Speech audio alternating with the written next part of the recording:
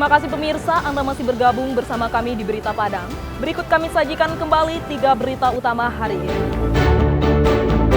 2 perempuan yang berboncengan dengan sepeda motor terjun ke jurang sedalam 50 meter di Lurak Barangin, Pasaman.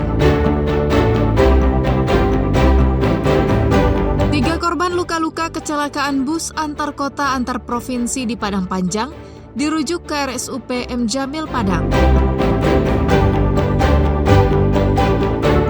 Bus hilang kendali dan terbalik yang menewaskan 12 penumpangnya. Hingga mahasiswa Darmasraya menuntut Direktur RSUD dicopot, kami sampaikan dalam Padang Sepekan.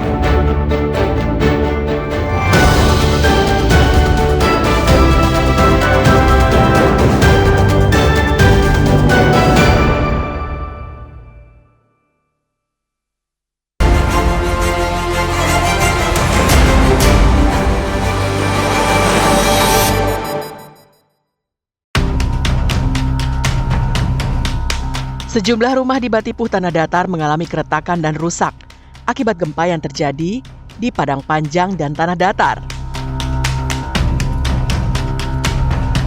Tercatat 3 kali gempa yang terjadi dalam rentang waktu yang cukup singkat. Gempa terkuat berpusat di Padang Panjang dengan magnitudo 4,8 dan kedalaman 10 km.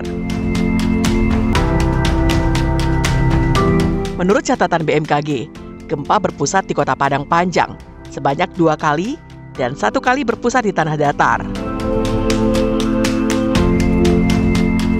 Meski dihoyak gempa 3 kali dalam waktu yang berdekatan, tidak ada korban jiwa maupun luka-luka yang dilaporkan akibat peristiwa itu.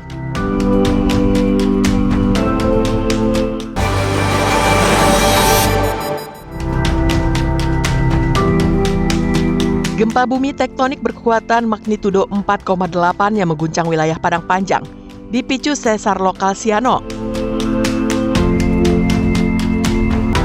Petugas Pos Pengamatan Gunung Merapi menerangkan bahwa aktivitas gempa tektonik seperti yang dirilis BMKG sumbernya cukup dekat dengan Gunung Merapi. Sehingga dimungkinkan goyangan tektonik ini menjadi pemicu kantong magma di kedalaman untuk bergerak ke atas. Pos Pengamat Gunung Api Merapi mencatat, dari bulan Januari hingga April telah terjadi 47 kali letusan dengan ketinggian kolom abu 350 meter hingga 1.500 meter dari puncak serta 718 embusan.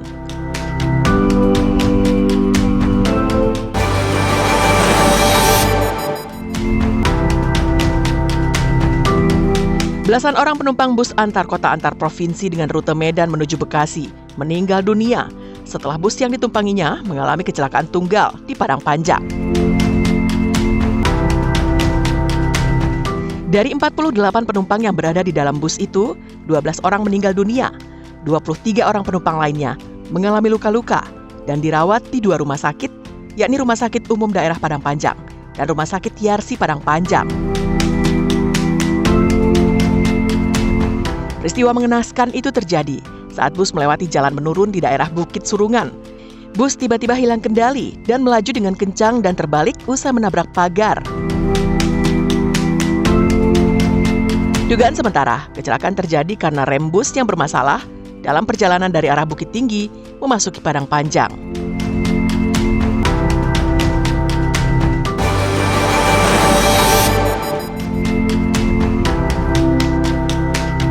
Peristiwa kebakaran kembali melanda sekolah dasar di 50 kota.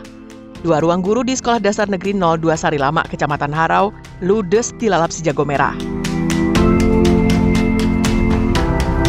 Peristiwa kebakaran itu diketahui saat warga sekitar melihat api yang membesar di bagian atas bangunan. Api dengan cepat membesar dan menghanguskan seluruh isinya. Beruntung ruang kelas tidak ikut terbakar. Demikian juga rumah sekitar aman dari kebakaran. Selain dokumen sekolah, peristiwa kebakaran juga menghanguskan laptop, komputer, infokus, dan barang elektronik lainnya.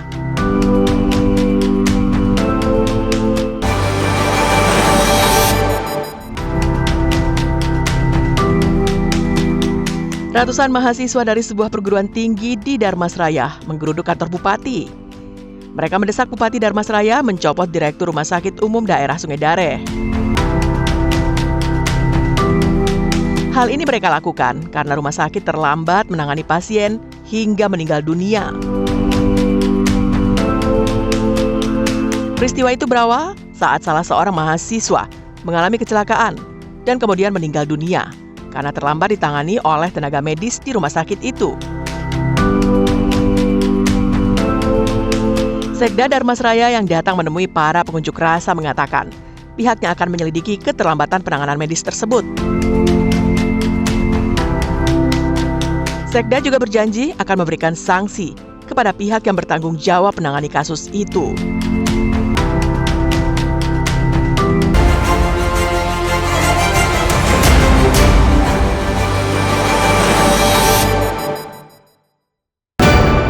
Perempuan dan satu orang laki-laki sebagai suami istri. Pasangan suami istri warga Kecamatan Harau 50 Kota ini terpaksa harus berurusan dengan pihak berwajib karena terlibat dalam peredaran narkotika jenis ganja kering. Penangkapan pertama dilakukan terhadap tersangka bernama Fitria saat berada di pinggir jalan raya, tepatnya di Jorong Ayah Putiah, Nagari Sari Lama, Kecamatan Harau. Wanita yang menggunakan sepeda motor tanpa nomor polisi itu diduga tengah menunggu pembeli. Polisi menyita 1 paket ganja kering ukuran sedang yang dibungkus plastik dan disimpan dalam jok sepeda motor. Dari pemeriksaan yang dilakukan, Fitria mengaku barang haram itu merupakan milik suaminya. Dia hanya diminta untuk mengantarkan sesuai pesanan. Berbekal informasi itu, tim bergerak cepat mendatangi rumah tersangka dan berhasil menangkap Reno yang merupakan suami Fitria. Dari penggeledahan yang dilakukan, polisi menemukan 1 paket besar ganja kering yang disimpannya di loteng rumah. Kemudian langsung diamankan dan ditemukan barang bukti narkotika yang diduduki oleh tersangka ini. Kemudian setelah dilakukan interogasi, yang bersangkutan mengatakan bahwa barang tersebut, narkotika jenis ganja ini berasal dari suaminya. Berdasarkan keterangan tersebut, langsung tim bergerak ke rumah yang bersangkutan. Ditemukan di loteng rumah yang bersangkutan di atas plafon narkotika jenis ganja seberat 2,2 kg. Hingga saat ini, kedua tersangka masih ditahan di sel Mapores 50 Kota untuk pemeriksaan lebih lanjut. Ikhlasul Ihsan melaporkan dari 50 Kota.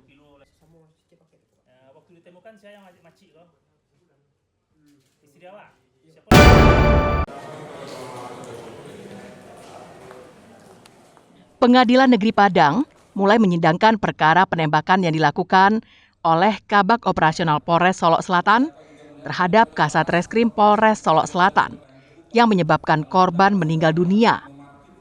Agenda pertama persidangan adalah mendengarkan dakwaan jaksa penuntut umum terhadap terdakwa Dadang Iskandar, mantan Kabag Operasional Polres Solok Selatan.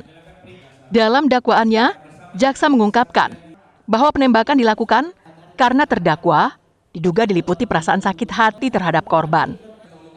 Ketika bertemu, terdakwa sempat berbicara kepada korban. Namun saat itu korban sedang memainkan telepon genggamnya. Hal itu menyebabkan terdakwa tersinggung dan akhirnya melepaskan tembakan ke arah korban hingga korban jatuh tersungkur. Pertama, dakwaan primer kita pertama itu memang ada 340 belum berencana.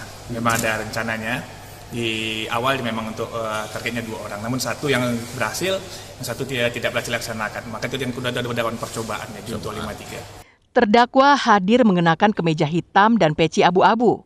Terlihat fokus menyimak dengan saksama saat tim jaksa penuntut umum membacakan kronologi penembakan di hadapan majelis hakim.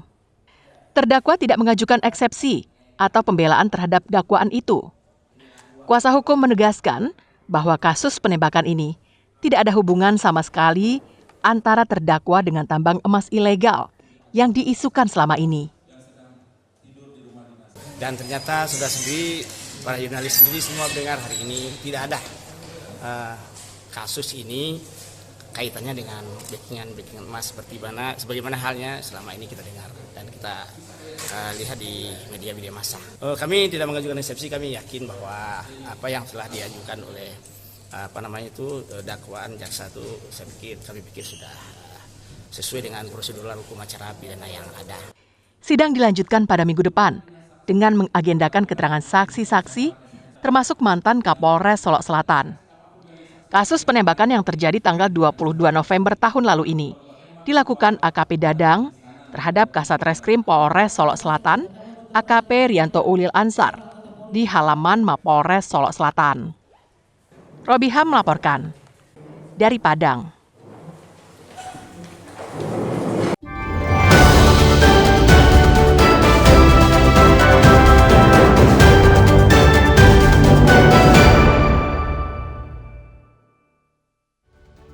Dunsana dimanapun Barado, sampai di sini dulu perjumpaan kita untuk hari ini.